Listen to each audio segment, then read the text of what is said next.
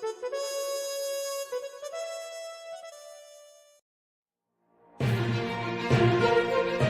Lewis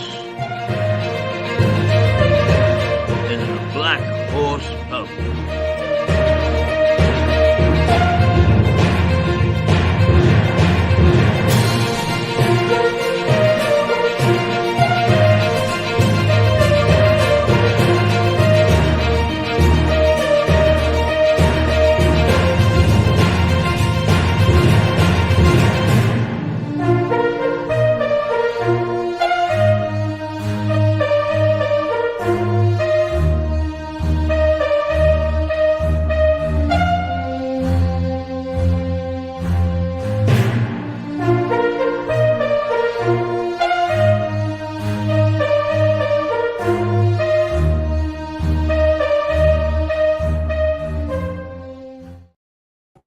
Well, good morning, and I am wringing wet from stem to stern, from the top of my little head down to my tiny little toes.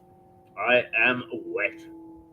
There is an official weather warning out from the weather office that the weather is going to be awful, and indeed it is. I'm sitting here in the Black Horse hotel. Well, it's a pub, and it's a very good pub and a very nice pub. I'm sitting looking out through the bow window onto the street, and people are scurrying by with their hoods drawn up. The sign on the Chinese restaurant opposite, which actually says fish and chips, is swinging madly in the wind. The shutters are still down on the houses opposite as they stay protected from the buffeting wind. Ringlets of rain are running down the window pane. Cars are zooming by. The buses are rocking in the fierce wind. It is not a nice day, and it's going to stay pretty miserable for most of the day. So, as I struggled to find my key this morning, and the rain battered me, I thought, how sensible are people to stay locked behind closed doors. And there aren't that many people out and about this morning. Not that many people who are brave. In fact, I wondered whether I was being stupid going out through the front door myself today. However, I got here. As I say, I'm wringing wet. I've got wet knickers, and I'm sitting in them, and it's uncomfortable. And it's uncomfortable enough as it is, having Parkinson's. I felt I had a little trip last night, and dear, that makes it uncomfortable. But never mind. We battle on regardless. If you don't actually look at the day from the point of view that somewhere there is a sunrise, you'll have a bad time. You'll have a poor day. So let's be bright. Let's look on the good side. Ignore this foul wind, this great storm. Let's pretend that everything in the garden is rosy, which it's not. Let's take. Let's just look at the official weather forecast, shall we? It's only going to reach 8 degrees, and I don't know that I've got the.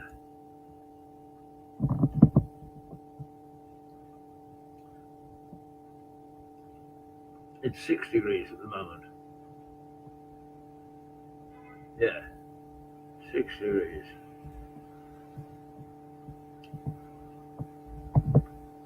Gusty winds, that's for sure, and light rain showers. I don't know what that definition of light is, but it was belting down.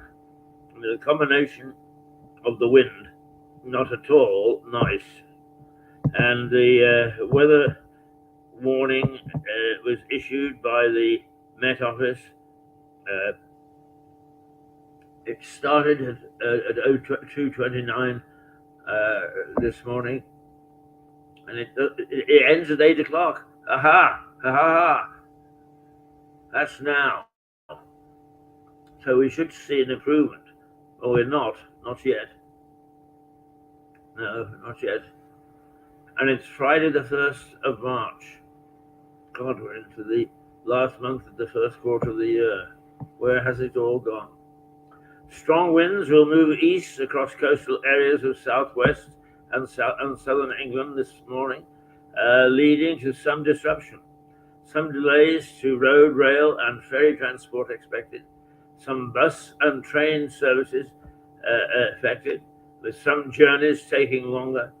Delays for high-sided vehicles on exposed routes and bridges. Some short-term loss of power and other services. Coastal routes, seafronts, and coastal communities will be affected by spray and/or large waves. So there you are. Be careful. That's the official warning. Let's look at the misery that is the headlines. Top stories. Well, the main one I can't get excited about, Christian Horner, the Red Bull chief, is to return to F1 grid after WhatsApp text leaked. Christian Horner is set to return to the F1 grid today after WhatsApp's allegedly sent to a female colleague. Rochdale by-election, that's the big one. George Galloway, the Maverick MP, well, he is now, wins a shock victory. The latest news about an hour ago is that he's won the by-election in Rochdale by over 6,000 votes. Wow. As one commentator has said, that's not very good news for Keir Starmer. They had great hopes of the so-called Red Wall seats.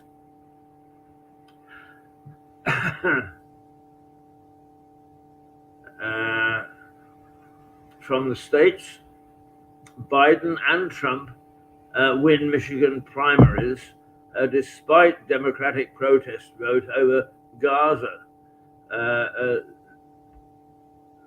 I don't know whether that's of great interest to us. Sports news and live sports coverage, including scores.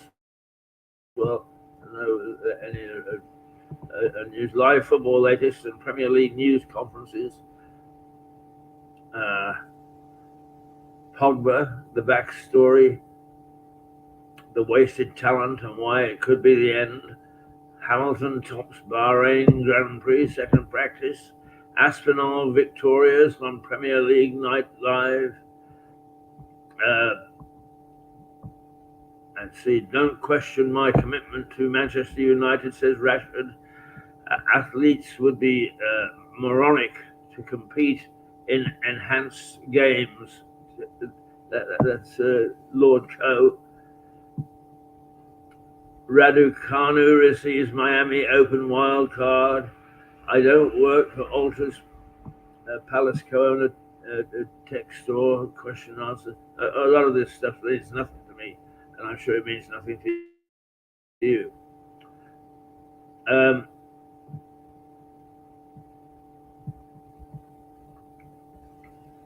I don't know really that there is much that is great in the sport thing. We don't normally look at the sport. but we have today, and to no great effect.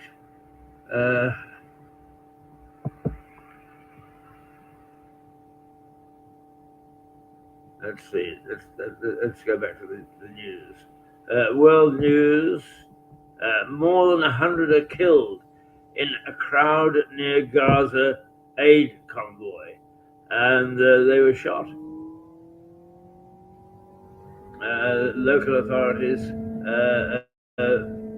blame Israeli soldiers for the deaths, while Israel says most were trampled as they raced to get food from the aid convoys.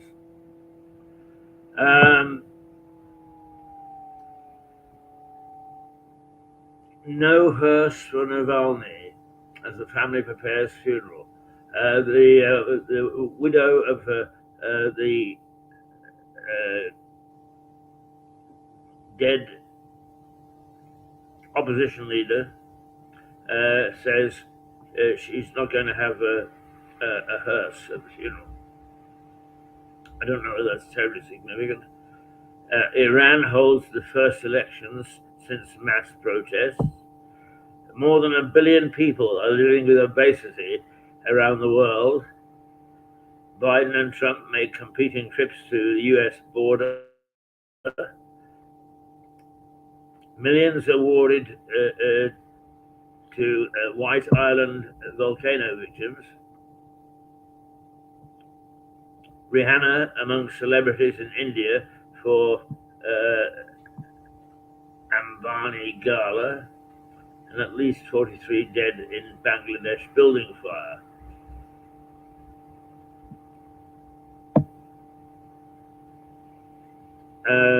Let's see. A suspected armed robber loses control in high-speed car chase.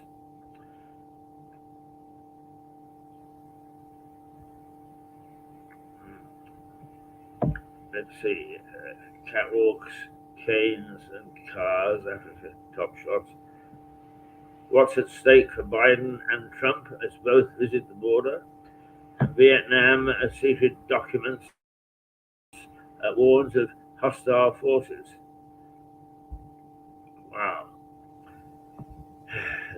Latest updates: there's a power cut to Ghana's parliament over 1.8 million pound debt, dollar debt. Sorry.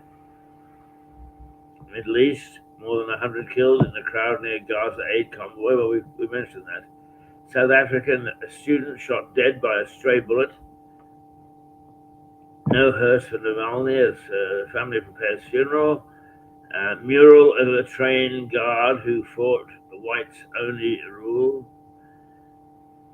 Blind Dave saddles up for Western Front way ride. A lot of this stuff is rubbish. Rihanna among celebrities in Indies for Ambani Gala.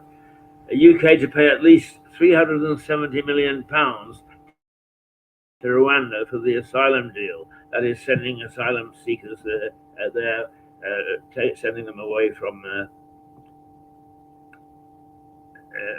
here. At least 43 dead in Bangladesh building fire. It's only going back to that Rwanda story. There is a story that about 1.4 million people have been granted leave to enter Britain legally.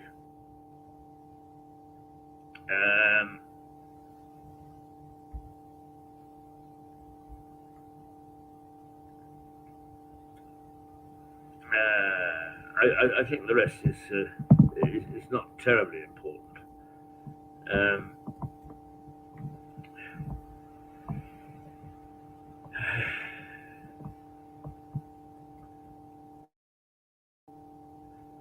Let's see. George Galloway this is for Gaza, he says, as he wins the Rochdale by-election. The Maverick ex-Labour MP sends a warning to Starmer. I think both major parties are in trouble, to be quite honest with you.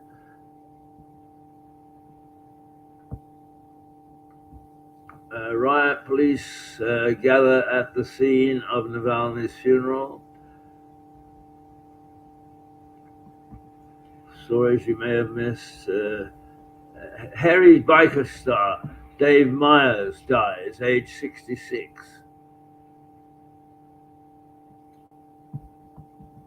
Dear, dear, dear.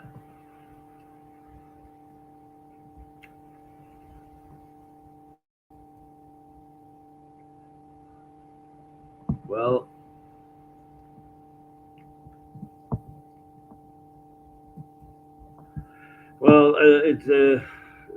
it's all a mixed bag this morning, isn't it? It's all a mixed bag. They're all in their own way. The headlines are very important, but in a funny sort of way, are quite insignificant stories because they'll all disappear in a few days' time, and never be heard of again. Let's see. Let's have a look at a closer look at our own newspapers and their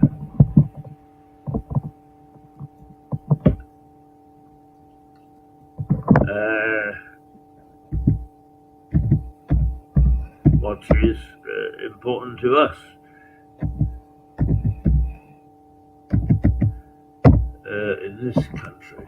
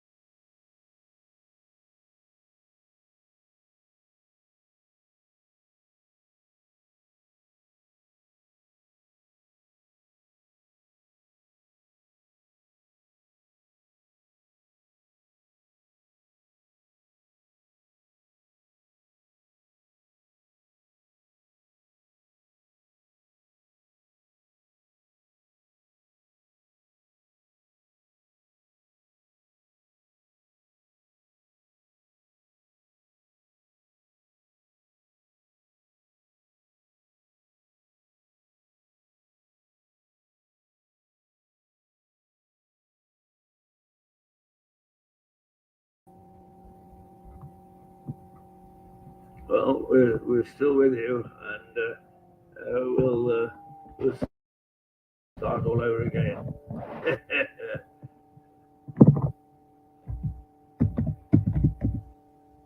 Because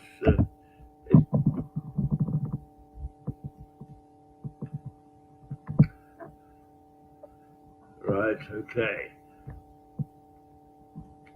Here we go. The Guardian is first up. More than 100 Palestinians die in chaos surrounding Gaza aid convoy. The Guardian leads on conflicting accounts of recent deaths in Gaza. The paper reports assertions from Gaza health officials who say more than 100 Palestinians died after Israeli troops opened fire on crowds who gathered around aid trucks. The paper also finds room for the statement from the Israeli military, which rejects these claims. The Financial Times: Putin menaces West with warnings of nuclear risk in war over Ukraine.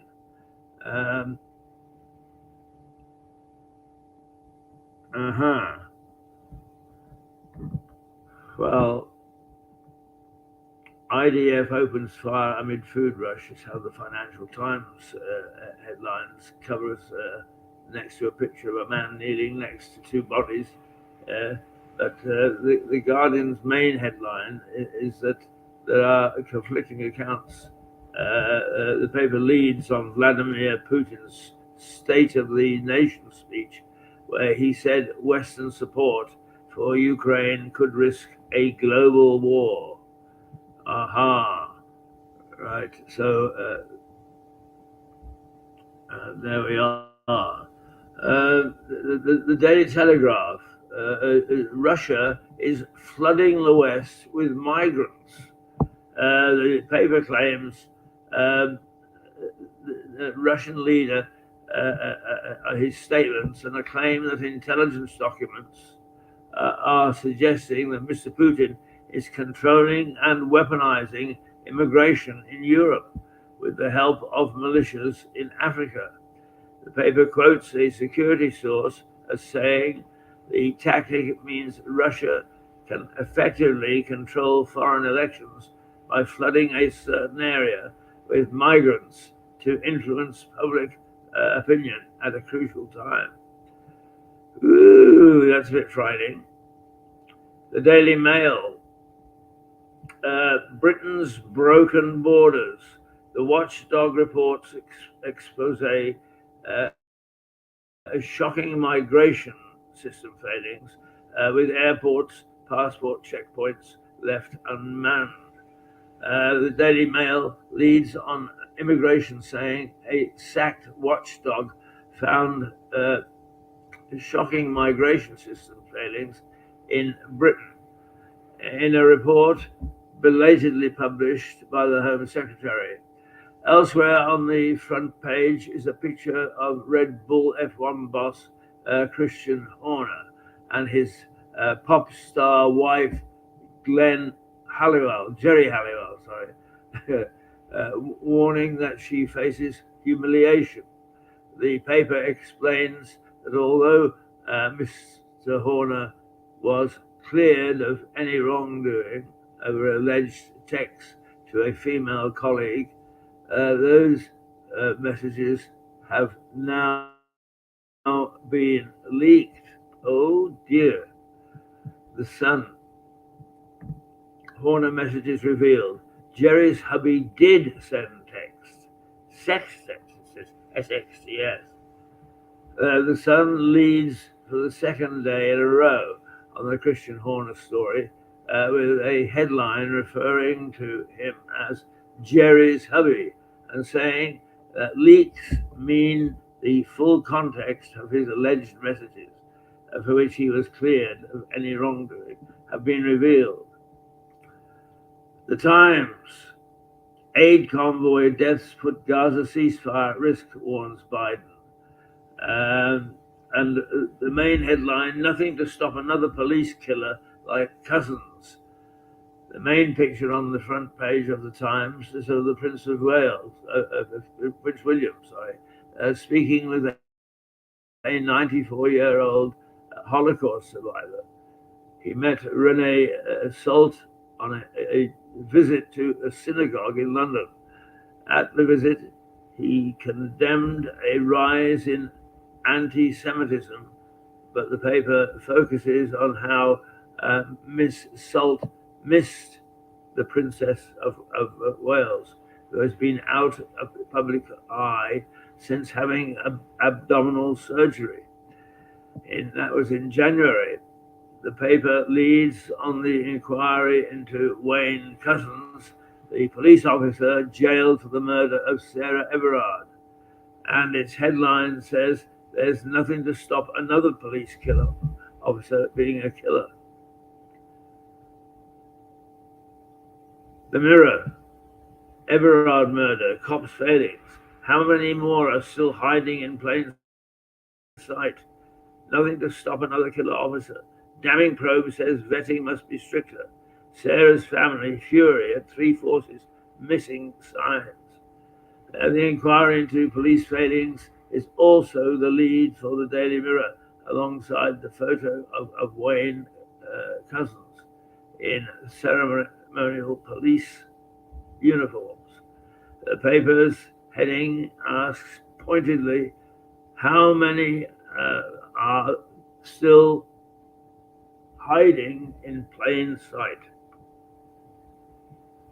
The Metro, Harry Biker Dave Myers, 1957 to 2024 is the banner. The headline, "Goodbye, my old pal."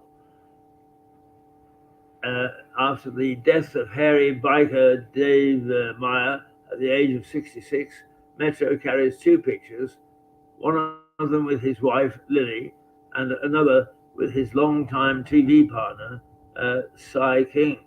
The paper's lead story headlines, "Goodbye, my old pal," quotes King as saying, "My best friend is on a journey that for now I can't follow."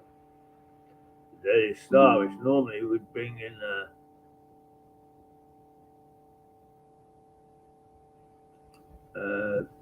smile to our lips, is, "My best friend is on a journey that for now I can't follow." It takes up on Dave Myers dying at 66. Daily Express. This can't go on. 1.4 million granted UK visas last year alone. That same quote features alongside a picture of this duo sitting in the sunshine on the front of the Daily Express, which leads on former Home Secretary Suella Braverman's latest immigration warning. This can't go on. 1.4 million granted UK visas last year is the paper's headline on what Miss Braverman calls a national disaster. We're also reminded by the paper that Miss Braverman was sacked by the Prime Minister last November. The Eye, 2p tax cut in doubt after gloomier forecasts on the UK economy. The gloomier forecast on the UK economy is the Eye's lead story. Many of the papers this week have covered the upcoming spring budget, and today the Eye cites a Treasury source who says the government is having to refine the budget further, with a planned 2p personal tax cut now not expected to happen. Wow. Okay, so the dramatic political comeback of George Galloway presents Sir Keir Starmer with another headache, according to The Sun, on its online coverage. I think that the thing that is becoming very obvious is that we've got to the point where people are promoted and appointed by just a very few.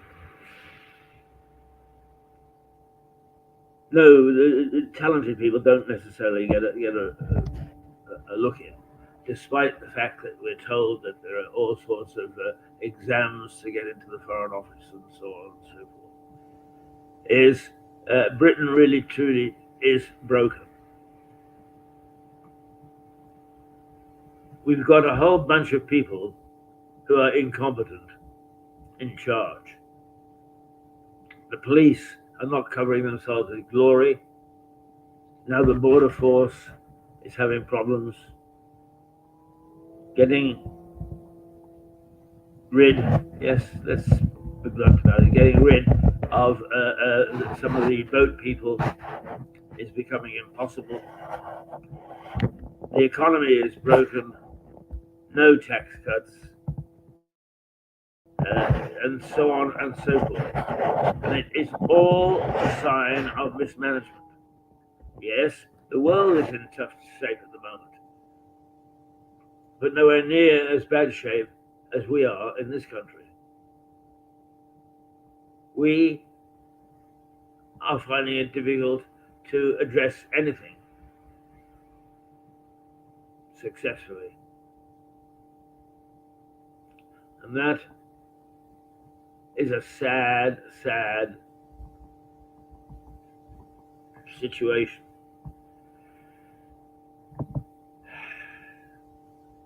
It is indeed. And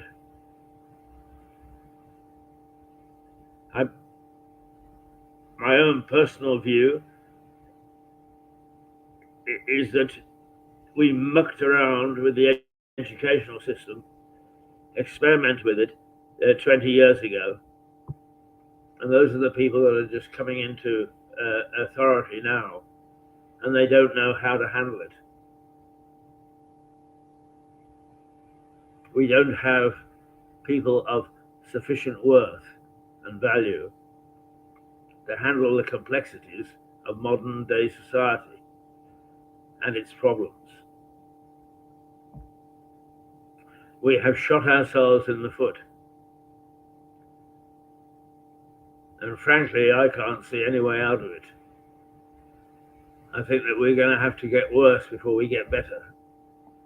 And let's hope that people like Mr. Putin do not take advantage of our inability to govern ourselves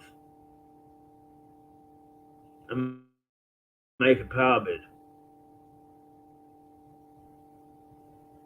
We've already seen criticism of the Chancellor for not increasing the defence budget. Now we find that he hasn't got room for manoeuvre anyway.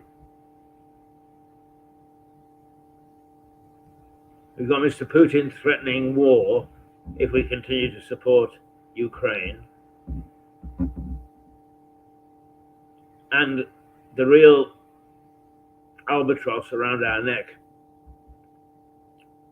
added immigration, putting huge strain on our resources, social resources, is all adding up to rather a dismal picture.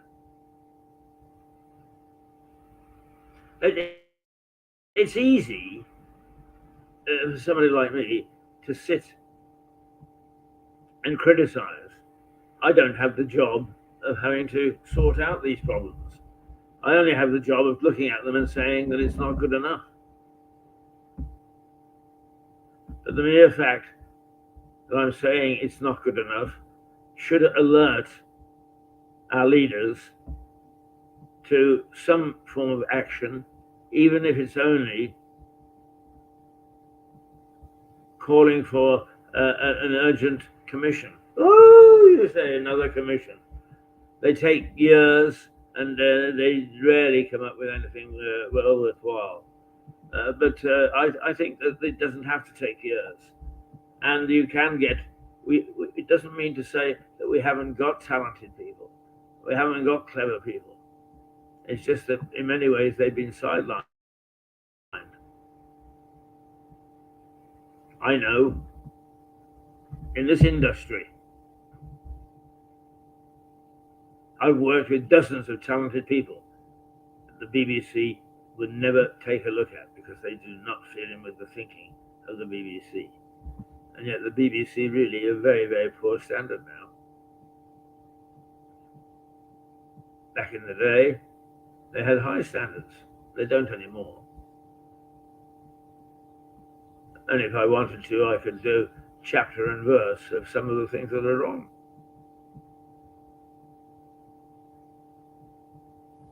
The important thing is that they've either got to get management or a system which starts to look at some of the half-decent talent that we've got in this country, in the broadcast industry, and stop focusing on the silly nonsense that lets the BBC see itself through rose-tinted spectacles. There is a lot to be laid at the feet of the cabinet. And when you speak to any member of government or for that matter, any member of their political party. They are extremely good and extremely articulate in giving rational explanations for absolute rubbish and nonsense. They're wonderful at it. I hate interviewing politicians. I never get a chance to interview a civil servant. But they have got silver tongues. And they make you go away thinking, how dare I ask those questions? But it's our job to ask those questions. And it's their job to offer a half-decent explanation, which they don't. And that is the major flaw in our society. That's the major thing that's wrong. That's the major thing that should be headlined in our newspapers. But it's not, because the newspapers themselves are owned by organizations and groups with special interests. It's a bit like, I'm very, very critical of the medical service locally. But you know, individually, the doctors and the nurses and the support staff are very good. It's their leadership that is the problem. It doesn't lead, it doesn't innovate, it doesn't do an analysis so that it can be self-critical and make sensible alterations to what it's deemed to be a better system than we had before, which is not. And that is true of the whole of our establishment. They're in self-denial. They don't want to admit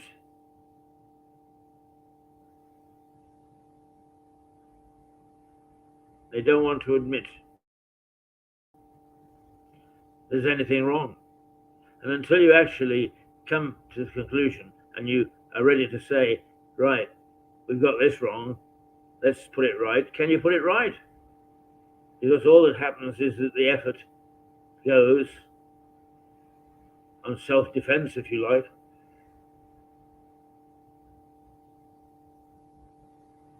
And the ability to start thinking in a positive way about how to put things right never starts. Because the ducking and the diving is too important. I would love to see, it would be most refreshing to see politicians, particularly cabinet ministers, stand up and say, God, we got that wrong. You never will, because they think that that weakens their authority in the eyes of the voters, without realizing that they are weakening their own authority by carrying on the way that they are at the moment. It's sad. It's basic thinking. And as long as that basic thinking dominates, then no positive thinking, no real attempts to fix the cracks, which are patently obvious. The police at the moment are under fire again. It's only a couple of years ago they were under fire because of the epidemic of knives in London. That's all gone away. It's not in the headlines anymore. Have they improved? Have they put it into, lessons must be learned? Have they learned any lessons? Well, if they have, they're not bothering to follow them.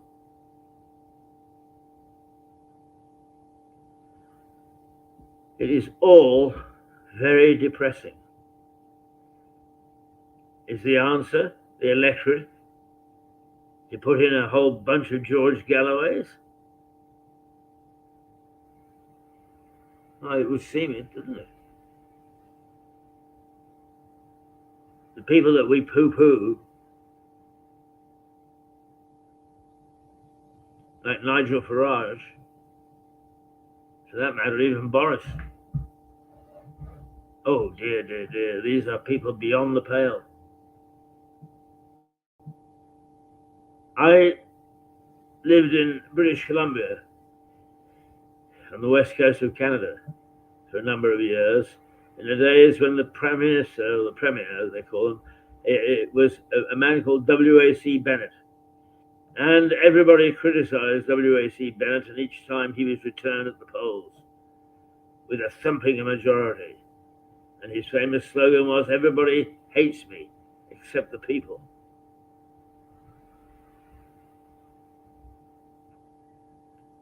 Well, it seems as if everybody belittles a number of people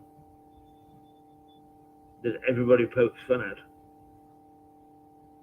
except people who, with massive, massive votes, keep showing support. And headlines keep on appearing that show the lack of ability of our leaders, right from Westminster on down. Now, I hold no brief for Boris. He can be a very silly boy. He can be a very naughty boy. But he has got charisma. And one of the things that he said before the last election in a keynote speech is, we need root and branch reform of the way that we are governed in this country. And then, of course, we were hit by lockdown almost immediately, and nothing was ever done. And by the time that things started to calm down, we'd booted him out. And the people who took over didn't want change. And they thought that they could ride it through and come out smelling like roses. Well, they haven't. They're beginning to smell like skunk cabbage, for God's sake. The skunk cabbage actually looks very attractive. A nice yellow flower, lush green plant. Don't get near it. its defense is created an enormous smell.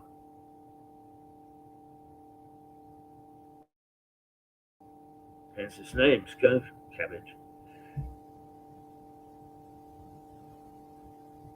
And as a consequence, with our leaders beginning to smell like skunk cabbage, nobody is getting near to try to handle any sort of reform at all. But the political game is that opponents, when they recognize that things are wrong, don't actually dive in and say, let's put them right. They actually back off in the expectation that incumbents will actually slit their own throats if they're given enough rope. But who suffers from that policy? Who suffers? Well, it's Mr. and Mrs. Ordinary, Mr. and Mrs. Norm, who simply want a quiet life and look to our leadership to provide them with it.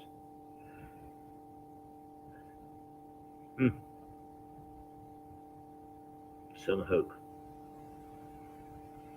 Some hope. Let me just. It is the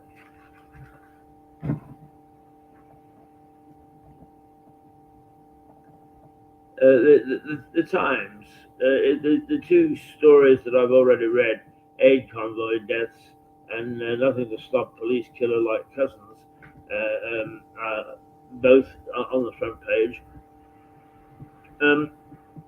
Britain's border security at airports is neither effective nor efficient, with passport posts left unmanned and goods going unchecked, according to the former Chief Inspector of Borders and Immigration. The Home Office published the findings yesterday of 13 inspections carried out by David Neil, who was sacked by the government last week amid a row over the reports. Yes, that's the answer.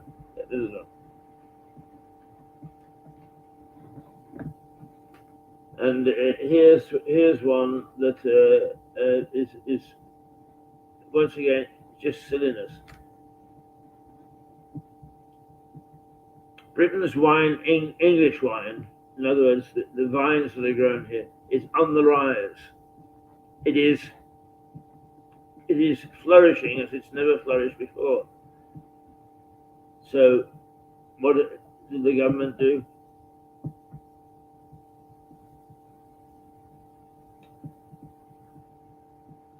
The budget is going to add a tax, to increase the tax on most wines, as if they're not enough. I mean, it's just not too long ago you could buy a bottle of wine for £6. Now, even in this pub, which has got very reasonable prices, is a glass of wine costs £6.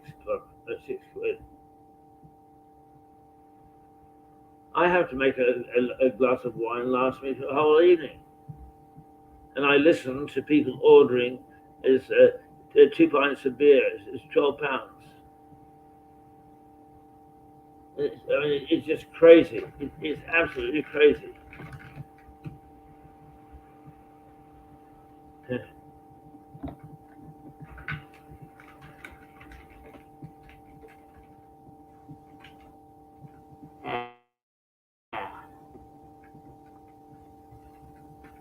Well,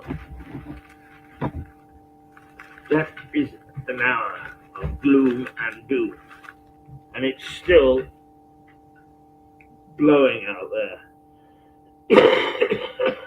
Not raining as hard. The people going by haven't got their hoods up quite the way that they did a little earlier. And I think that I wouldn't get as wet as I did at 6:45 this morning.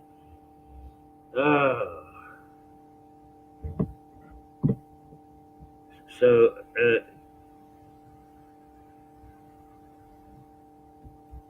it's improved a little. It's improved a little. But look at me. £100 wringing wet. No, a bit more than that. But I am still wringing wet. Believe me, it was a pretty thorough dousing earlier this morning. I'm not quite sure whether we've got any bees this morning, so I'm going to say toodle-pip for a moment, and then I'll come back and I'll see who we've got or what we've got. I know that a number of our regulars are not available today, so it's a grab bag. It's a surprise. Who is going to come on? Well, we'll see. Okay. 10 minutes or so. From Lewis in the Black Horse Pub.